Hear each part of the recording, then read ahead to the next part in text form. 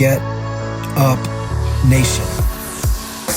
My name is Ben Biddick. I am the creator and host of the Get Up Nation podcast, where I serve individuals, organizations, and societies to develop and sustain resilience and perseverance. I'm the co-author of Get Up, The Art of Perseverance, with former Major League Baseball player and CEO of Luron Living, Adam Greenberg.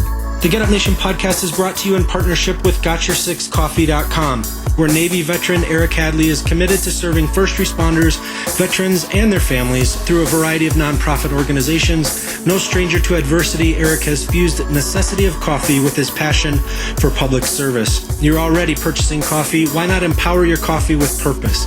Why not purchase coffee that not only has your six, but also has the backs of those who don a uniform of service for our communities and great country? Learn more about Eric and his freshly roasted, award-winning coffee at GotYourSixCoffee.com. Welcome to this episode of the Get Up Nation podcast. Recently, I had the honor and privilege of speaking with Brad Warner. Brad is the author of Letters to a Dead Friend About Zen and numerous other books, including It Came from Beyond Zen, Don't Be a Jerk, and Hardcore Zen. A Soto Zen teacher, he is also a punk bassist, filmmaker, and popular blogger who leads workshops and retreats around the world. His writing has appeared in Lion's Roar, Tricycle, Buddhadharma, and Alternative Press. He lives in Los Angeles, where he's the founder and lead teacher of the Angel City Zen Center. Our discussion on this episode of the Get Up Nation show focuses on loss, grief, meditation, and how people can be resilient even in the face of death. Brad, welcome to the show. Thank you for having me. Absolutely. Congratulations on the release of your new book called Letters to a Dead Friend About Zen. In this book, you explore your experience of learning that a friend of yours had died of cancer at the age of 48. You learned of his death just after arriving in Hamburg, Germany, where you're scheduled to give a talk to a group of Zen students. Will you take us through that experience and how it led to the series of letters that have become your new book? Okay, let me see if I can do that. I have been going on these tours of Europe for 10 years now. Since 2009, I got an invitation to go do talks in Finland in 2009, and I turned that into a European tour, and I've been doing it every year.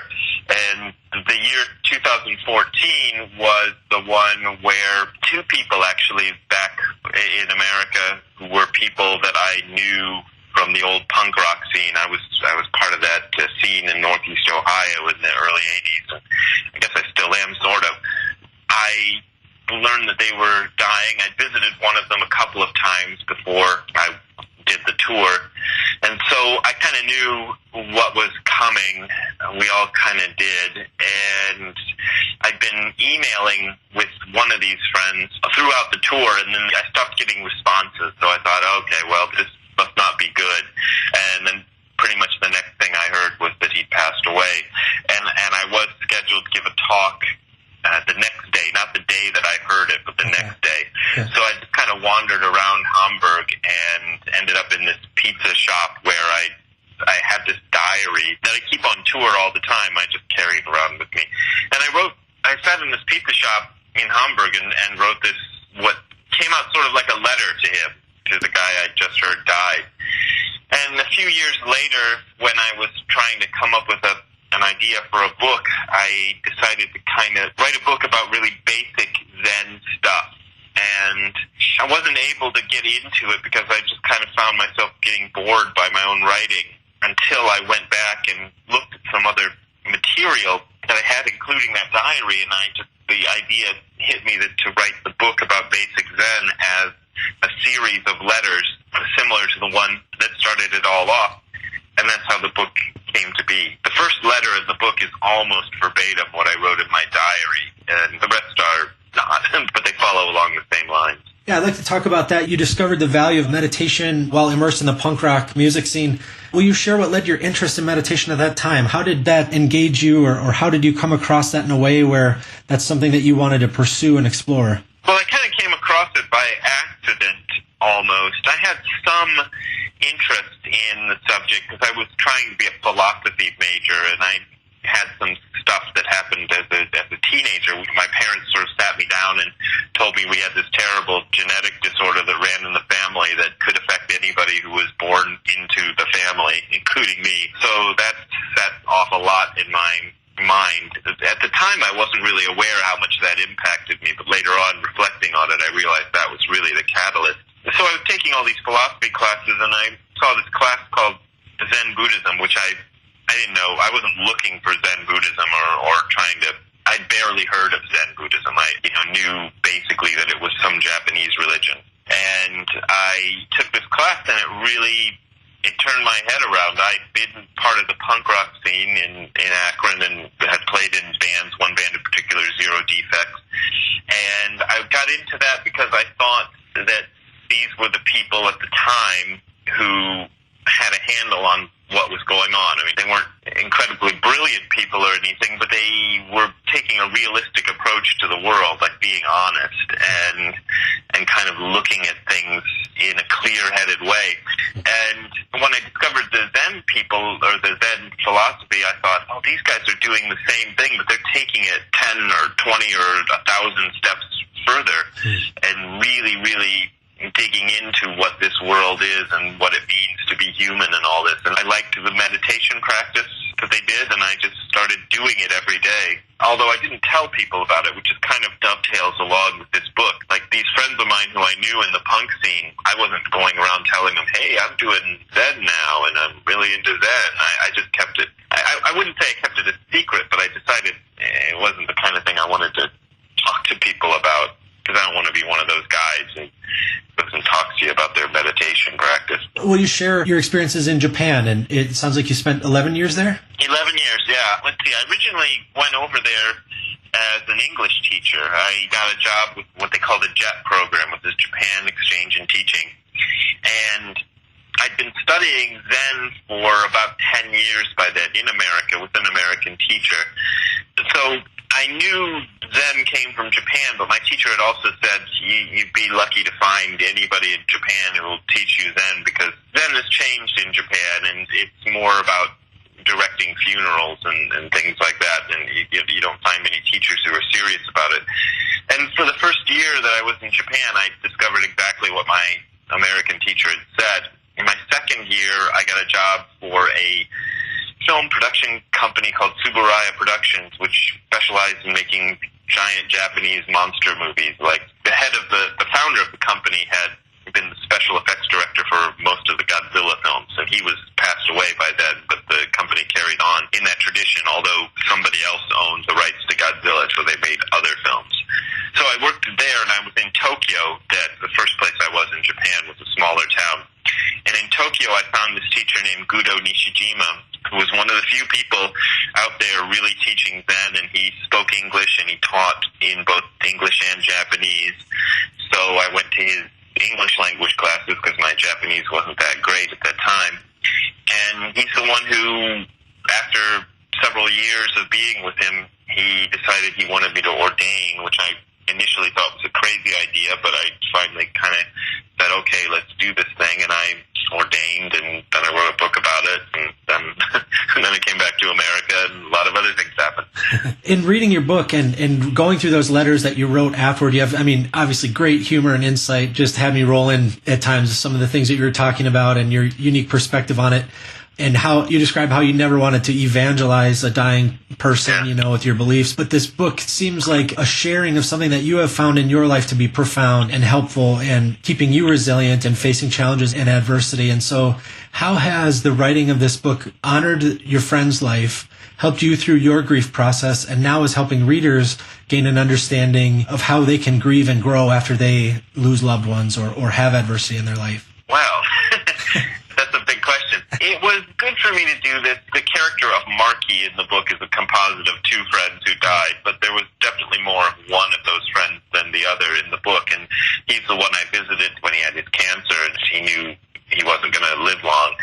When visiting him, I had the notion that maybe we'd talk in depth about life and death and things like that, but it just never seemed right. And I don't exactly regret not doing that, because I think I just was trying to read the situation and read what we could talk about. Because if two people are very interested in having a discussion, they can have a discussion and it can work out right. But if they're not both fully into it, it's not going to happen, and you don't want to force it. And so I didn't want to force this topic on him, because right.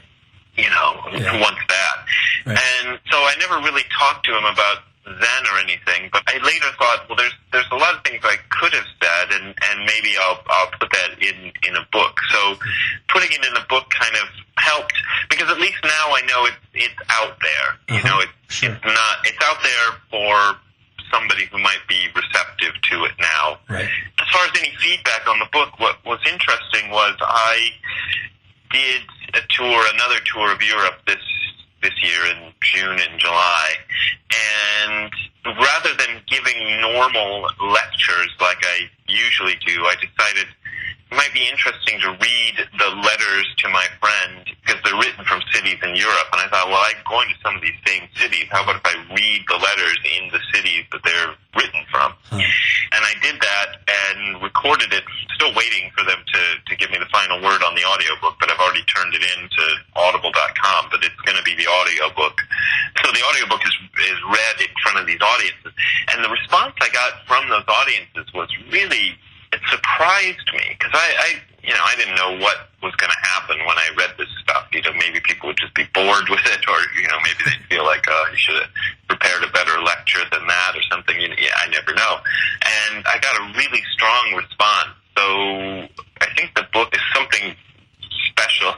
You know, it's hard to say that. It sounds like bragging if you say that about your own work, but I kind of didn't know what I was getting into when I wrote this. You know, I just write it as well as I can and hope for the best. And then I see how it's reflected back by an audience and go, oh, I think maybe I did the right thing there. You know, so it's been really interesting to see how people respond to that. Yeah. Death, you know, is truly a mystery to us, and a lot of people speculate on what death is, and because of different ideologies people embrace and things. But why is it important from your perspective not to speculate, but to embrace the truth of what we do know without that speculation? Well, you know, anybody can speculate about what happens after you die. I mean, that's usually what people like to speculate about, and I can speculate about it too. And in Buddhism, there's a tradition of belief, I suppose. And in Buddhism, generally, especially in the Zen tradition, doesn't concern itself too much with belief. So I kind of used the wrong word there, so I have to back up. But there is a sort of tradition about what happens after you die. But in the Zen tradition, as opposed to most other forms of Buddhism, that is really kind of just off in the background somewhere. You know, there's no equivalent to the Tibetan Book of the Dead in the Zen tradition. There's just certain ideas that happen. And I don't have any personal experience of remembering past lives or anything like that. So it would be silly for me to kind of speculate about death. And the fact is, it's kind of this great unknown, but what we do know is we're living this life, and this life is significant. Right. And if you do believe, for example, in reincarnation, then this is the afterlife. So let's, you know, instead of talking about the next afterlife that we're going to have, let's look at this one that we have already. You know, so we have this, and I think this life is the more important thing to concentrate on and to investigate, rather than investigating some sort of ideas you might have about what happens next. Mm-hmm. Obviously, at this podcast here, that we're focused heavily on helping people develop and sustain resilience, and losing loved ones is certainly a profound experience that people all have to face. As you went through this process of writing and teaching, what insights do you have that help people to be resilient through their grief processes? Boy, what insights do I have? You know, I don't know. Losing somebody is tough. You know, I mean, that's so obvious, but when it impacts you, you're gonna feel it. And through the Zen process in general, we do a meditation that's called shikantaza in Japanese, which just means just sitting. So you're actually you're not trying to gain insight or create mindfulness or do anything. You're just trying to get into the pure act of sitting in and of itself with nothing else, which means getting into the pureness of living as it really is in a situation where it's a little bit more controlled. You know, you're sitting still and trying not to move. So it's like looking at life, and during that process, a lot of things will come up. Mostly when you start, it's boring. And I like to remind people of that, because the rare exciting episodes in meditation get a lot of press, you know, but mostly it's just boring. But a lot of things will come up. Your mind, after a while, gets kind of active. Most people have this.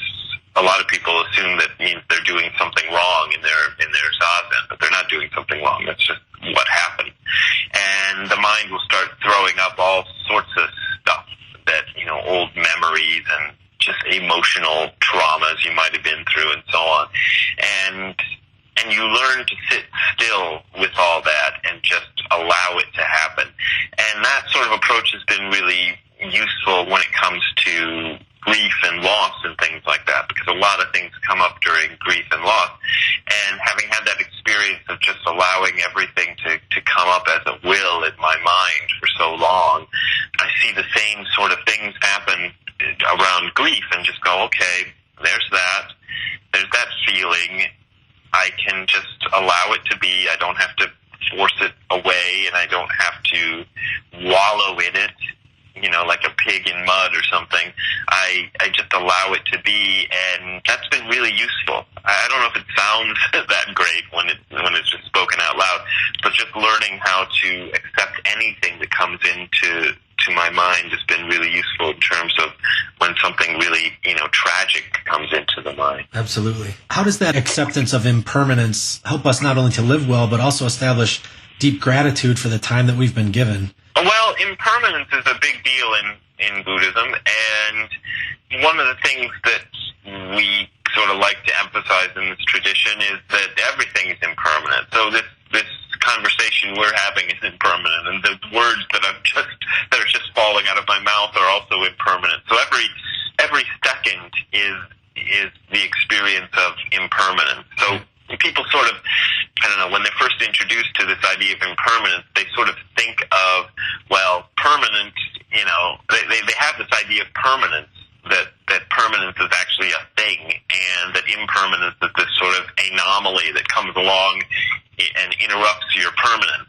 But that's not really the case at all. Everything is impermanent, everything. Right. So when it comes to death, one of the ways that it's spoken about in the Zen tradition is to say that death is happening all the time. So you can fear your ultimate death at whatever age you happen to die, and you can kind of get all worked up about what that will be, because that's a certain particular point in time that will inevitably happen.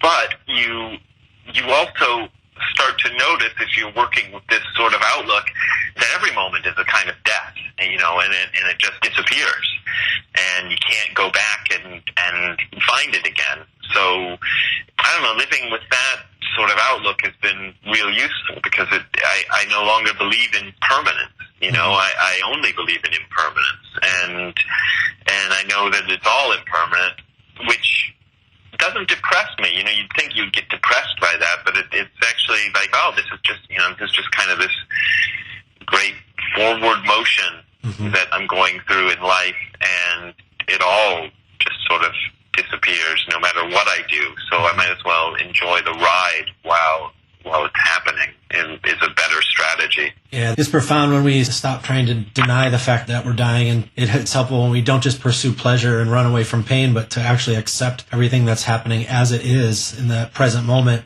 is such a profound way to be resilient during these processes. And it's not a spiritual bypassing, it's not a denial, it's the acceptance of this reality that we're involved in, and really that way we stay honest. We actually have a deep kind of connection with other people who are experiencing the miracle of what this is, whatever it is.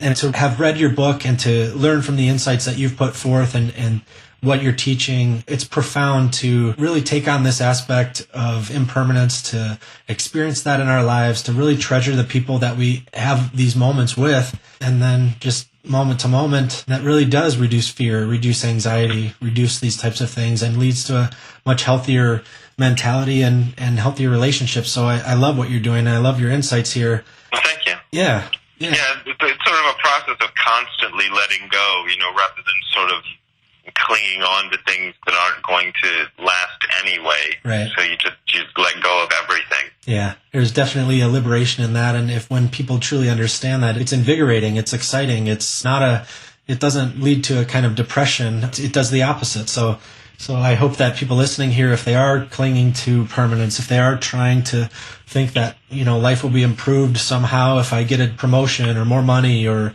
whatever. If they can really center themselves in this present moment and accept what's happening there and really be present, they can truly find some powerful resilience and some strong connections. So I love that you are sharing this with my audience who frequently is suffering from a lot of different things. So to lighten their burden is great. And I'm grateful that you've come here to share this. Brad, I always end the show with 6 questions to help my listeners understand the why within my phenomenal guests. Will you run through these 6 quick questions with me? Sure. All right. Who are you thankful for today? Who am I thankful for today? I don't know. I'm thankful for you asking me these questions. Anything that allows me to share this, I think is great. And so, let's pick that. Awesome. That sounds good. Thank you. Yeah. And now that we've covered who you're thankful for, what are you thankful for today? Well, I'm thankful that I get to live the life that I'm living. I was kind of sitting on the couch the other day going, this is exactly the life I wanted to have. And by that, I don't mean that it's spectacular, like everything is coming up roses and it's all wonderful all the time, but this is kind of a real life. This is reality. And that's interesting because, what's the alternative? I don't know if there is an alternative. We're always living in reality. And how do you fuel the fire within you? Fuel the fire within me. I was going to say something dumb like potato chips, but I don't know. They help. I just try to keep going. Yeah, potato chips, they help at times. Yeah. I just try to keep going, and I don't know. The fire. I feel like this practice that I have has kind of been really good, and I don't think of it as fueling fire, but it is useful. I sat my Zazen this morning, and I was grateful that I learned this practice a long time ago and can keep on doing it. So, I guess that's some kind of an answer. And what is one thing adversity taught you to value? I think adversity has taught me to value the present moment as it is. You can't escape it, so you might as well learn to like it. Yeah. And I don't mean that sounds like fatalistic or something, but I think learning to like it is actually a great liberation because you're kind of like, I like this. My favorite example is like I'm standing at the bus stop waiting for this bus that never comes, but I'm going to enjoy this experience. Whatever it happens to be. And what are you doing today you may have never thought you could? Well, I'm talking to people about Zen today. I never thought that. I never had any great ambitions to teach this. It was initially just something I did for myself, and to be able to teach it is kind of interesting because I learn a lot that way. So when people like you, and I've got 2 more interviews coming up today, when people start asking me questions about it, I realize, there's more. There's more that I'm learning as I'm answering these questions. So that's really great. Awesome. And what will you do tomorrow you may have never thought you could? Actually, tomorrow we're doing a Zen retreat, and I'm leading it, so it's over the weekend. And I certainly never thought I'd be doing that. It wasn't an ambition of mine, but it's a real interesting sort of job to have. I don't think everybody gets to do this kind of job, so that's nice. And my last question here, how can people learn more about you and your work? Oh, well, the easiest place to find me on the internet is my blog, which is hardcorezen.info. So it's .info because we couldn't get .com. So Hardcore Zen is the name of my first book, which came out in 2004. So hardcorezen.info has links to everything that I do, the YouTube page, the book, the blog, and all sorts of other stuff. Excellent. Brad, thank you so much for your time today. I hope you have some great interviews later today. Thank you for being on the show. Yeah, thank you.